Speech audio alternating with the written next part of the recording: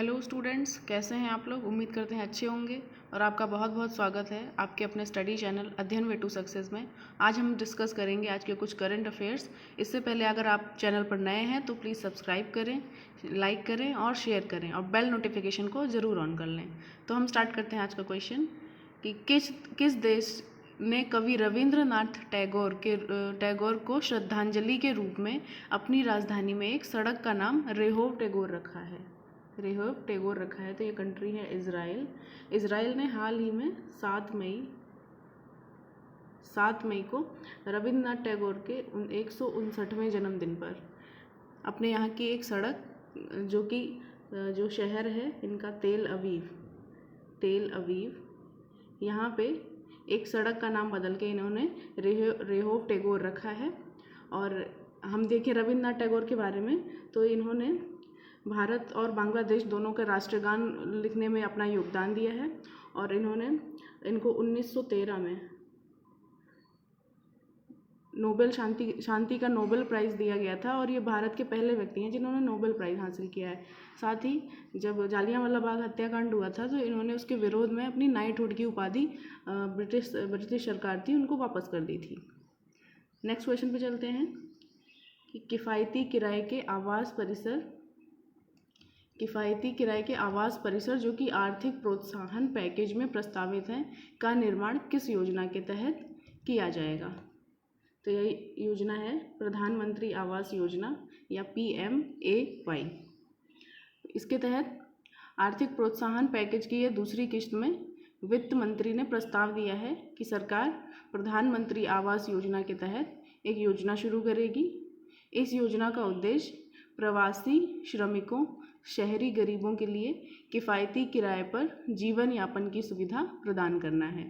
यह शहरों में सरकारी वित्त पोषित आवासों को PPP मोड यानी पब्लिक प्राइवेट पार्टनरशिप मोड के तहत अफोर्डेबल रेंटल हाउसिंग कॉम्प्लेक्स में बदलने का प्रस्ताव करता है। यह योजना उद्योगों और राज्य सरकार की एजेंसियों और केंद्र सरकार के संगठनों को ARHC विकसित करने और उन्हें संचालित करने के लिए भी प्रोत्साहित करेगी।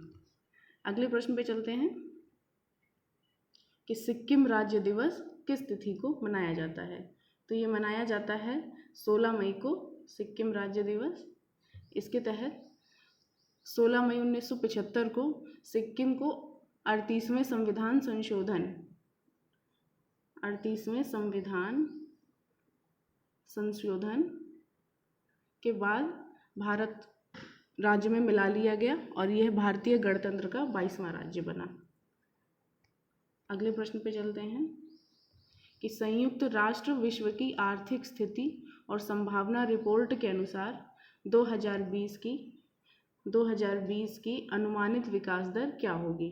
तो ये विकास दर होगी 1.2%। इसके तहत संयुक्त राष्ट्र ने हाल ही में विश्व आर्थिक स्थिति और संभावना रिपोर्ट जारी की है।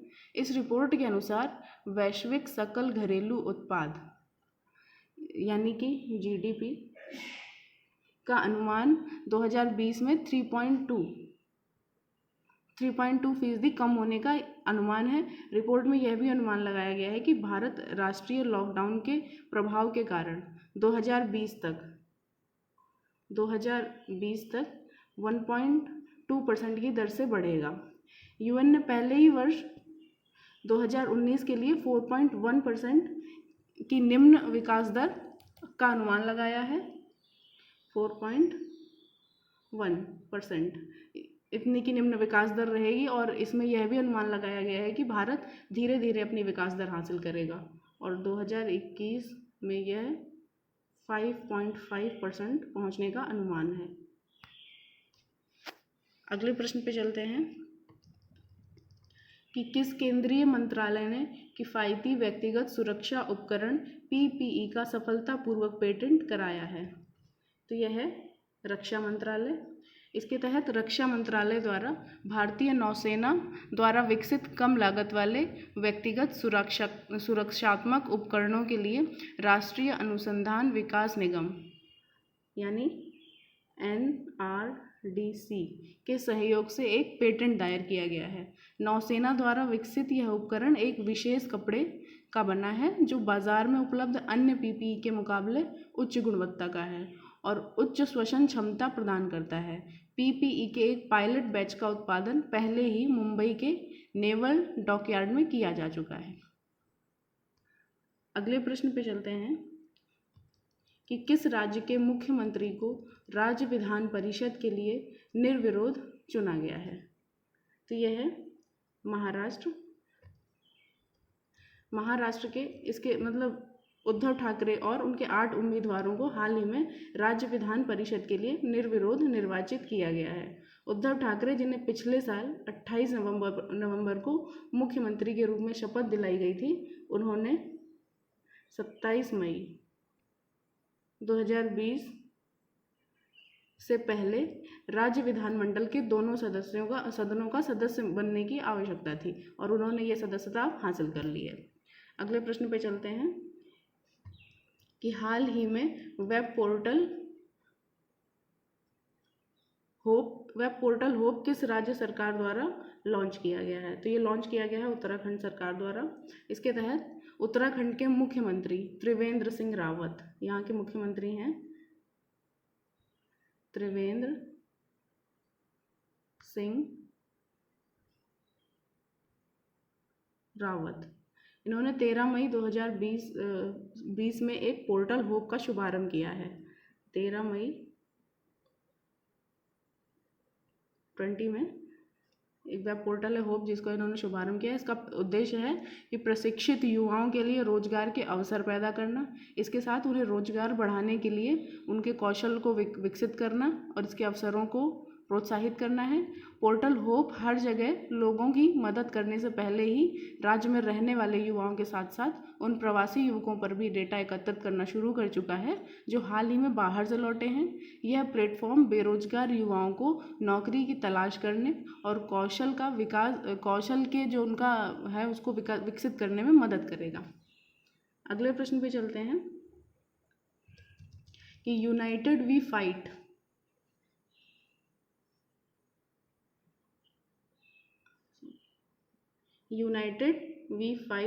नामक एक संगीत रचना का किसके द्वारा अनावरण किया गया है। तो यह अनावरण किया गया है ICCR के द्वारा। इसके तहत यूनाइटेड वी फाइट नामक एक संगीत रचना भारतीय सांस्कृतिक संबंध परिषद द्वारा इसका अनावरण किया गया है। इसे कला क्षेत्र फाउंडेशन ने बनाया है। इस गाने को भारत के जाने माने कंपोजर, संगीतकार और सिंगर्स ने लोगों को कोविड-19 के खिलाफ एकजुट होकर लड़ाई लड़ने के लिए आशा का संदेश देने के लिए जारी किया है। यह गीत एक संगीत प्रस्तुति है जिसे अंग्रेजी बोल को भारतीय शास्त्रीय संगीत के नोट्स और बीट्स के साथ वसुधैव कुटुम्बकम की भावना को बढ़ाने के लिए लॉन्च किया गया है। भारत के विदेश मंत्रालय ने इस गीत को पूरी दुनिया को समर्पित किया है। अगले प्रश्न पे चलते हैं। निम्न में से किसने वैश्विक वन संसाधन मूल्यांकन 2020 रिपोर्ट जारी की है। तो यह रिपोर्ट जारी की है खाद्य और कृषि संगठन ने। इसके तहत खाद्य और कृषि संगठन हाल ही में वैश्विक वन संसाधन मूल्यांकन रिपोर्ट 2020 जारी की है। पिछले 30 वर्षों में लगभग 178 मिलियन हेक्टेयर वन नष्ट हो चुके हैं और जिस दर से जंगलों को नष्ट किया जा रहा है तो वह रिपोर्ट के अनुसार कम हो गया है। रिपोर्ट के अनुसार 2015 से 20 के बीच, यानी 2015 से 20 के बीच वन हानि दर घटी है और यह 10 मिलियन हेक्टेयर रह गई है। 2010 और 2015 के बीच वन हानि 15 मिलियन हेक्टेयर थी। 15 मिलियन हेक्टेयर थी और इससे पता चलता है कि वन हानि दर में कमी आ रही है, लोग जागरूक हो रहे हैं। वन संसाधन आंकलन रिपोर्ट ने 1990 और 2020 की अवधि के बीच में 236 से अधिक देशों और क्षेत्रों में जंगलों की स्थिति की जांच की थी। इसके अलावा 1990 के बाद संरक्षित क्षेत्रों में जंगलों में 191 मिलियन हेक्टेयर की वृद्धि की गई है। अगले प्रश्न पे चलते हैं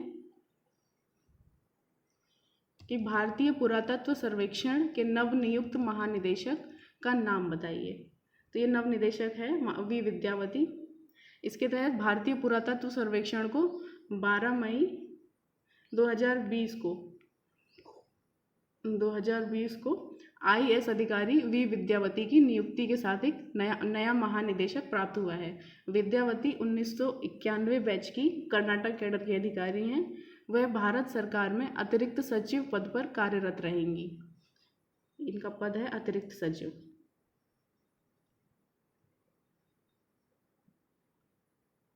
इस पर ये कार्यरत रहेंगी। उनकी नियुक्ति की पुष्टि प्रधानमंत्री नरेंद्र मोदी की अध्यक्षता वाली कैबिनेट की नियुक्ति समिति के आदेश से की गई है। तो आज के क्वेश्चन यहीं समाप्त होते हैं। हम मिलेंगे अगले वीडियो में। Thank you.